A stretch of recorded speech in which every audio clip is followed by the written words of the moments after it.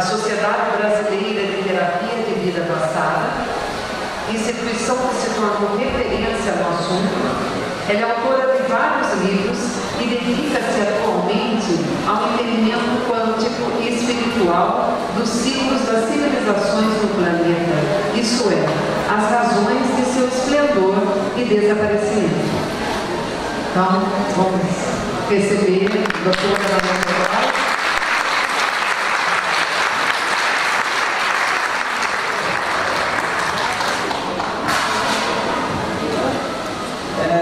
Obrigada pela paciência de vocês, deve ter esperado até agora, muito da tarde.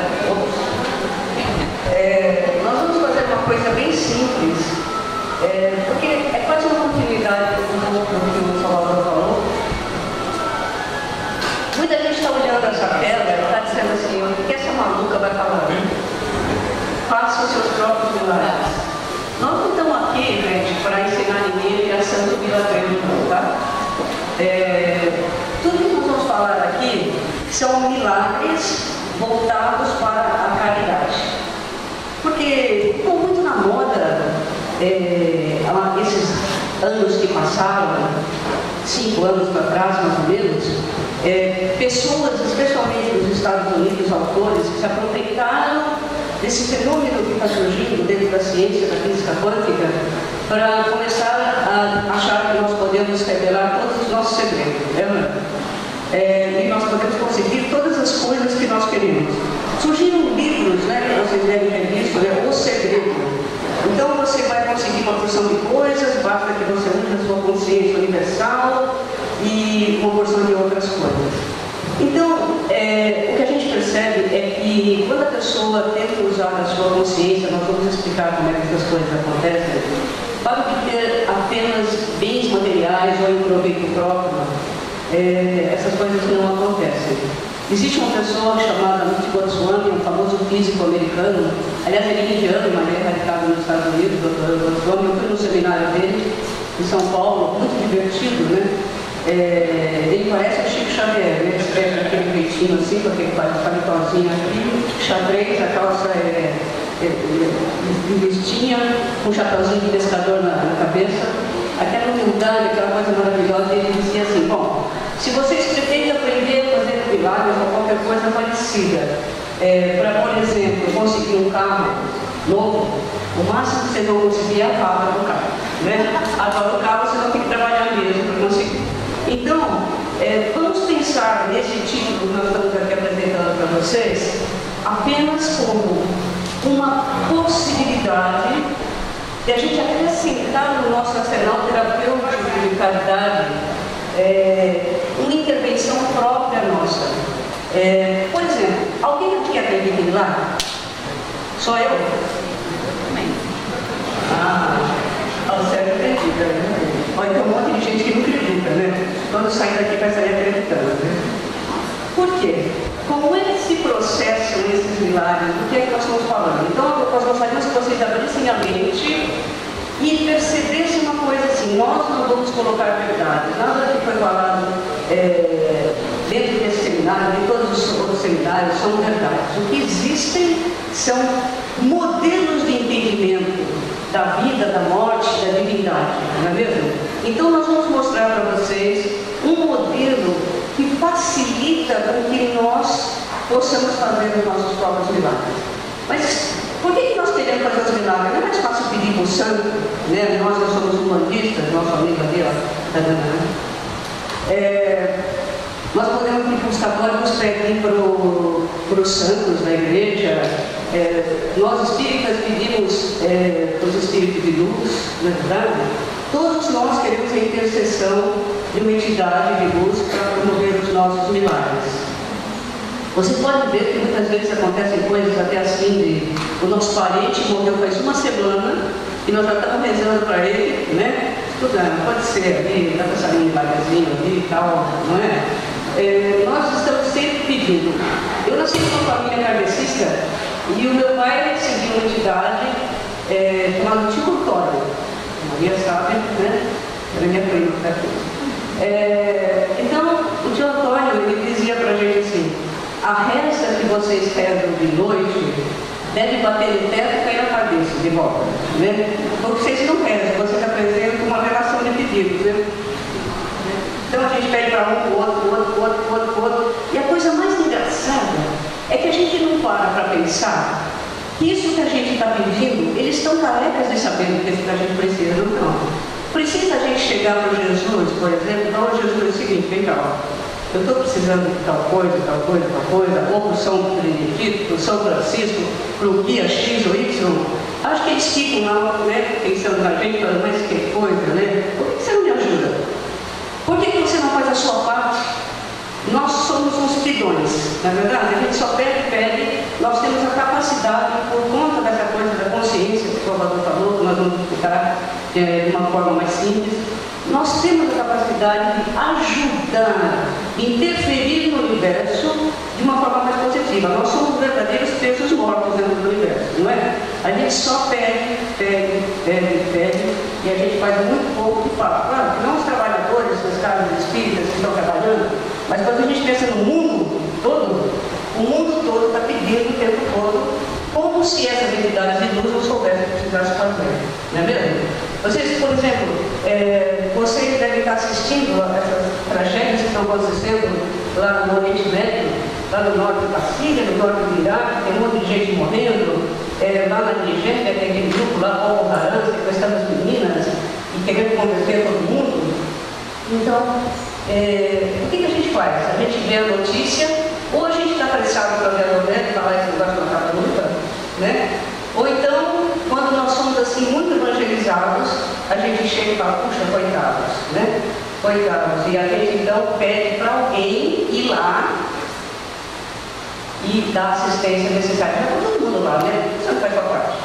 Será que precisa que eu peça para a entidade lá? Não, né? Então nós vamos falar um pouquinho disso aqui, de um modelo que pode tornar o médium, que pode tornar a pessoa mais eficiente na caridade. É uma proposta que vocês podem considerar no seu dia a dia, desse entendimento, dessa coisa que está tão na moda da física quântica. Vamos então transformar a física quântica numa coisa simples, para que a gente possa nos beneficiar disso. Mas basicamente, nós estamos falando em milagres para fazer para os outros, para a humanidade, para todo mundo. Porque a gente não acredita muito, né? Vamos passar então? Então, esse casalzinho bonitinho aí, Amélia e Antônio, são os meus avós. Você vai perguntar, né? Você está mostrando o Antônio e a Amélia, né? E aquele lá bonitinho lá é o meu avô, o pai do meu pai. O meu avô, ele era homeopata. Ele trabalhava com homeopatia, ele era um comerciante, né? Mas ele era estudioso, isso na década de 20, vocês imaginam, lá no outro século, né? Entre a década de 20 e 30, ele era estudioso. E ele achava que a saúde era uma coisa muito mal cuidada naquela época. Hoje a gente acha, imagina 100 anos atrás, não havia nenhum tipo de assistência médica ou previdenciária, não havia nada. Então o que ele fazia? Ele estudou homeopatia a fundo e ele então cuidava da população rural da cidade. Aqueles pobres faziam uma romaria na casa dele nos fins de semana para o seu Antônio dar um remédio para todo mundo. E uma vez, então, tem uma história que ficou clássica na família. O que aconteceu? Chegou aquela senhora com aquela filharada toda, né? Todo mundo doente. E ele foi lá naqueles vidrinhos, naquele tempo, naquele vidrinho marronzinho, né? E preparou lá os remedinhos dele, tudo direitinho. E deu para a senhora levar para o sítio, né? Para aquela criançada toda. Muito bem. Depois que aquela gente toda foi embora, de carroça, a pé, eles vinham, ele virou para minha avó, para a Amélia, e falou assim, depois de uma meia hora, uma hora que eles iam embora, nossa, Amélia, eu esqueci de pôr o remédio. Ele só deu a água. Aquela conversa toda, ele só deu a água para o povo. E ele ficou, então, enviando tudo de bom, que minha avó falou, não, mas eles vão sarar assim mesmo, vamos rezar por eles, vamos fazer, vamos acontecer. E passou o tempo, ele esqueceu, passou, muita gente ia lá. 15 dias, um mês depois, volta aquela senhora carregada de frango, o seu Antônio, né? Para agradecer que todo mundo tinha sarado, né? Toda aquela filharada toda tinha sarado. O que será que aconteceu? Né? Nós podemos fazer, aconteceu um milagre. Sim, existem os milagres que podem ser entendidos de várias formas diferentes. Então nós vamos mostrar duas formas de entender o milagre, para que na segunda forma nós possamos aprender a fazer o milagre. Tá? E foi o que ele fez, né? Ele fez o milagre. Aqui, quando Jesus falou, né, não falou exatamente com essas palavras, mas lá em João, no capítulo 10, versículo 34, ele falou uma coisa mais ou menos assim: vós sois deuses, podeis fazer tudo o que eu faço e muito mais. Mas a gente não acredita, né? Imagina, eu, Jesus, quem sou eu, né? Então, quando você pergunta para o homem comum, você pode fazer um milagre? Ele vai falar para você: claro que não, né? Imagina mesmo, né? Vamos pedir para alguém mais competente que eu para fazer um milagre. O que acontece com a gente é que nós não temos, nós não conseguimos assumir a responsabilidade desse tipo de ajuda, interfere muito na vida dos outros. Nós não assumimos a responsabilidade porque nós estamos presos nós somos condicionados que essas coisas não podem acontecer dessa forma. Nós aprendemos desde pequeno que quem faz milagre é o santo, é outras pessoas. Então, o que acontece? Vamos passar? Nós não conseguimos, de fato, acreditar, né, que nós podemos fazer qualquer tipo de milagre, apenas as entidades de luz. Então, como é que se processam os milagres? Os milagres, eles se processam através da mente, lógico, usando essa palavra. Então, o nosso amigo Ramativo, o que ele falou? A mente é um reflexo de coisas do pensamento, mandado da mente divina. Na verdade, a grande consciência. Nós vamos usar essa palavra de consciência, significando esse todo universal que está aí.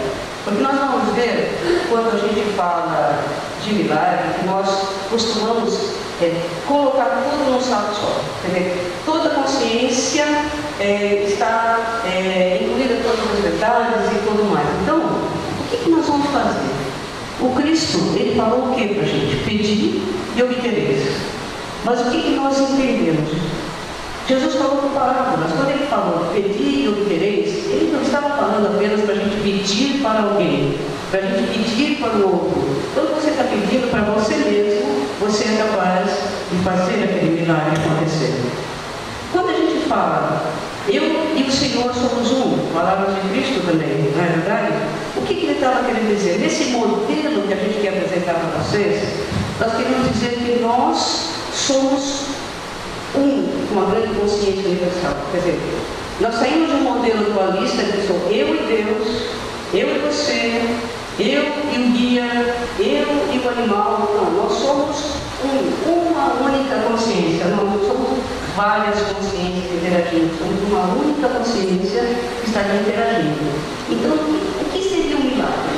O milagre, uma definição que a gente encontrou, seria um milagre é o resultado de uma ação capaz de ocasionar uma modificação ou uma interferência do universo. Isso seria um milagre. Ele se baseia na sabedoria, na vontade e na atividade. Mas o que é que nós fazemos de uma forma geral? Eu vou ter que passar até aqui no meio porque não tem a luzinha, tá, gente? Então, assim, hoje em dia, nós, de uma forma geral, nós vamos até aqui, ó. Sabedoria e vontade. Daqui para frente a gente não faz mais. A gente delega para uma entidade de luz a ação daquele irmão. Nós temos a sabedoria de saber o que cada um precisa, nós temos a vontade para ajudar as pessoas, mas nós não sabemos muito bem como fazer.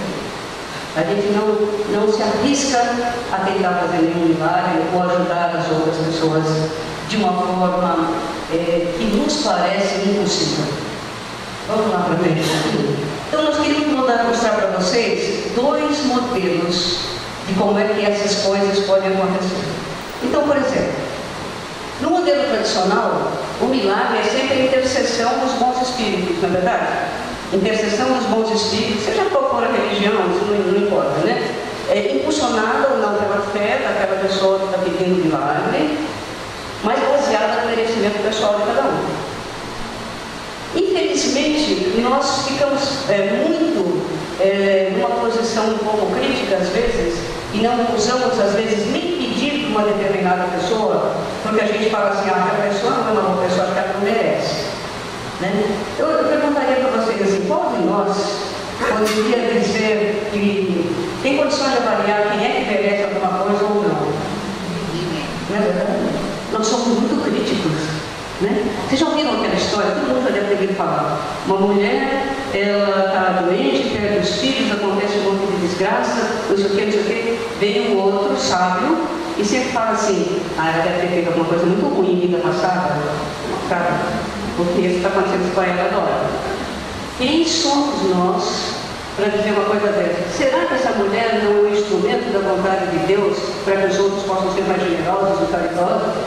Ou sei lá o quê, né? Então, nós somos muito críticos, então para podermos fazer esses milagres, começarmos a pensar em fazer os milagres, nós temos que deixar a nossa crítica de lado, né? Então, ele falou até agora que as verdades não existem, então temos que tomar cuidado. Nesse modelo tradicional, que é também o modelo espírita, o homem geralmente ele é apenas o agente da fé.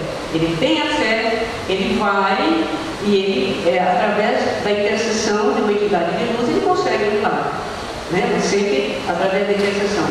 Vocês conhecem, né? Até o Salvador falou um pouco do Hernani Guimarães Andrade. O doutor Hernani, só para a gente falar de um milagre que deve acontecer aqui todo dia nessa casa ramatiziana, nos trabalhos de cura, um milagre simples da gente entender. O doutor Hernani Guimarães Andrade, ele colocava o espírito como um modelo com dois cones invertidos, um embaixo e um em cima. O que a gente sabe? Na parte superior, o doutor Hernani determinou que estaria o que nós chamamos de cúpula espiritual. Cúpula espiritual seria todos aqueles ensinamentos maravilhosos, divinos que a gente vem trazendo de vida para vida, porque nós também aprendemos algumas coisinhas, né? Nós aprendemos a ser bonzinho, todo mundo aqui é bonzinho, né? Não tem ninguém, nós somos espírita, né? Não temos nem obsessor, não temos nada. Coisa de louco mesmo, né? Então, somos todos bonzinhos, tudo que está lá está nesse modelo do Dr. Hernani, na cúpula espiritual. Na parte de baixo, esse físico seria apenas uma lâmina onde se acoplam esses dois cones, né? Esse físico ele chamou de modelo organizador biológico. Vocês imaginam então metade de uma cebola. Quando você corta a metade da cebola, tem um monte de camada, né? Dona de casa sabe, né? Camadinha. E ele, até pensando em Ramatiz fala muito bem isso, né? Que nós nascemos das nossas vidas passadas, aquelas pústulas espirituais, aqueles núcleos cristalizados no nosso perispírito, e isso está tudo gravado aqui. Todas as nossas vidas passadas estão gravadas com essas devidas pústulas espirituais, esses focos de energia cristalizados, estão todos ali. E que o Ramatiz fala que isso só vai melhorar no serviço do bem, porque não precisa ser preenchido uma coisa por outra, não é verdade? Mas está ali e o médium está com as duas partes da cúpula acopladas. Então, como é que se transforma, como é que ocorre o milagre da cura nesse modelo tradicional? Os bons espíritos, eles vão bombardear o médium com cargas magnéticas negativas. Isso falando de uma forma bem simples, tá, gente? Porque Deus falou 3 horas para a gente falar tudo. Então, eles magnetizam, bombardeiam esse médium com cargas negativas, magnetizam, né, com cargas negativas, e essa magnetização dos médios que estão trabalhando com cura faz com que esses dois corpos se desacoplem. A parte espiritual e a parte do modelo organizador biológico, onde estão todas as lembranças das vidas passadas, eles desacoplam. Quando eles desacoplam, eles promovem uma grande liberação de matéria orgânica ou ectoplasma. Então é ali que o médium está doando ectoplasma que vai, então, atuar na cura física. Ele dizia que quando os dois corpos estão superpostos, se formaria então o perispírito, né? Então, esse é um fenômeno de cura do nosso dia a dia, mas que a gente não para pensar como é que aquilo está acontecendo. Depois, um dia, a gente pode falar muito sobre isso, sobre mediunidade de cura, como é que isso se processa, é um processo bem interessante. Então, mas nesse modelo que a gente está apresentando, que é o modelo tradicional, as curas se processam dessa forma, sempre com a intercessão de um espírito, de uma entidade de luz, né? Nesse modelo, nós somos uma individualidade. A gente adora essa individualidade, né? Nós somos lindos, maravilhosos, nós somos espíritos eternos, mas sempre guardando a nossa individualidade. A gente não abre mão da individualidade de jeito nenhum, não é mesmo? Existe um mundo espiritual independente, ou seja, Faz 3 horas que está prometendo para mim. Então, existe aqui, existe um mundo espiritual independente.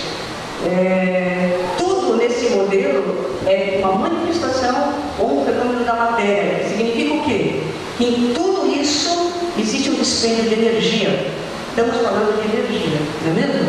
Então, tudo é manifestação, um fenômeno da matéria, o decorrente dela, inclusive a mente, a consciência, tudo são formas da matéria transformadas e em tudo existe um dispêndio de energia.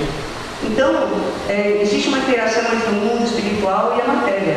E essa interação era fere leis da conservação da energia. Mas isso é um outro assunto para uma outra hora e não vai dar tempo de a gente conversar também, né? Mas esse é um modelo que todo mundo conhece, né? Um modelo de pura física, por exemplo. Faça o nosso outro modelo. Nós chamamos de modelo quântico porque não tem outro nome para dar, mas qualquer outro nome, né? Nós só queremos simplificar essa coisa que estão falando de quântico, de coisa mais chique, de coisa mais interessante, mas na verdade é muito legal. A física quântica estuda, também a grosso modo, tá, gente? As micropartículas. Então nós aprendemos na escola, a maioria de nós que teve a oportunidade de fazer, por exemplo, um curso médio, que nosso corpo ele tem átomos, né? Em todos os objetos existem átomos, e esses átomos eles se compõem de 3 partículas, né? Os elétrons, os prótons e os nêutrons, e que giram em alta velocidade. Vocês conseguem imaginar, por exemplo, que essa mesa ela não está parada? E nessa mesa existem átomos girando? A gente não para para pensar, mas isso está acontecendo aqui. Quer dizer, em toda a matéria, em todo lugar que a gente está vendo, existem átomos que estão girando. Só que os cientistas começaram anos atrás a estudar micropartículas que saíram dessas partículas e descobriram que existem partículas infinitesimamente menores, né? E essas partículas, algumas dessas partículas, é interessantíssimo, porque os átomos, o próton, o nêutron, está tudo aqui. Mas essas partículas, eles chamaram de partículas fugidias. Eles estavam examinando, aí essa partícula estava aqui, daqui a pouco ela estava lá. Aí a mesma partícula estava lá, daqui a pouco ela estava antes de ter chegado lá. Quer dizer, eles perceberam que existe uma coisa no universo atemporal e não localizada. Então, esse é uma proposta que nos torna mais eficientes na caridade. Então, mas como assim, né? O físico quântico, o modelo quântico, ele não propõe aquela coisa de espírito, perispírito e corpo, não. Ele fala que nós temos um corpo vital, um corpo físico e um corpo mental, né? Se a gente for usar esse modelo, por que é que a homeopatia funciona? Tem alguém aqui que toma homeopatia? Eu tomo homeopatia. Por que funciona a homeopatia? Vocês sabem como é que eles falam que a dinamização da homeopatia? Ele pega aquela substância, né? Arsênico, por exemplo, um veneno, né? Pega lá fazer uma coisa a grosso modo, né? Ele pega lá 1 centímetro cúbico daquele arsênico e põe num litro d'água. Ele tira 1 centímetro e põe outro litro d'água. Tira aquilo, põe outro litro d'água, outro litro d'água, outro litro d'água, 1000 vezes, e aí ele tira aquele negocinho que dá para você beber e você vai sarar. Mas como assim? Não é verdade? Por causa disso aqui. Existe uma proposta, por causa dessas partículas fugidias atemporais, que tudo que acontece aqui no universo, tudo fruto da grande consciência, todos estamos envolvidos nessa grande consciência, somos parte dela, né? Tudo tem um corpo vital. Então, tudo que estão aqui é uma ilusão. Né? Eles falavam Maia, né? Tudo aqui é uma ilusão. Da mesma forma que a gente não consegue ver isso aqui se mexendo, eles fizeram uma imagem muito interessante. Assim, ó, não fui eu, mas assim. Imagina no tempo do projetor slide, alguém no tempo do projetor slide aí, né? Então vamos imaginar essa tela e nós estamos projetando alguma coisa que hoje em dia é muito chique dentro do computador, né? E eu pensei, puxa, isso aqui está errado. Eu pego a minha borracha, eu vou conseguir? Não, eu vou ter que consertar lá, né? Então parte-se desse princípio, que tudo aqui é uma ilusão. Se você quiser consertar alguma coisa no seu corpo físico, esses corpos estão interagindo o tempo todo, eles não são separados. Você precisa consertar esse slide, não? Você precisa ir lá no computador, consertar aquilo. Mas nós passamos o tempo todo tendo que consertar aquilo, né? Aí não funciona, né? Então é por isso que a homeopatia funciona, porque o que sobrou daquela substância, lá no fim foi só o corpo vital daquela substância também. E esse corpo vital vai interagir com o nosso corpo vital de uma forma fantástica. Então o que nós estamos falando? Nós estamos falando que nesse modelo nós somos um com a grande consciência universal. Nós somos todos um. Então é muito difícil para a gente imaginar isso, né? Você já pensou nós sermos um? Você é um com a sua sogra chata, ela faz parte de você, né? Nós somos um com aquela vizinha invejosa. Tem alguém aqui que gosta do Paulo Maluf? Pois é parte de você também. Triste, né? Nós somos um com o Zé Dirceu, nós somos um lá com o chefe do Boko Haram, nós somos um com o Hitler, nós todos parte de mim. Aí a gente volta naquilo que Jesus falou, né? Enquanto tiver uma só pessoa sofrendo sobre a terra, eu não vou poder ser feliz também. E ele está dizendo isso para a gente. Nós não somos irmãos, nós somos um. Esse é o problema, né? E nós não fazemos nada com ninguém. Mas não importamente a gente faz para a gente mesmo, para aqueles que estão próximos da gente, né? Ou quando vem no centro, a gente faz também, porque nós somos bonzinhos, estamos para isso, né? A gente faz.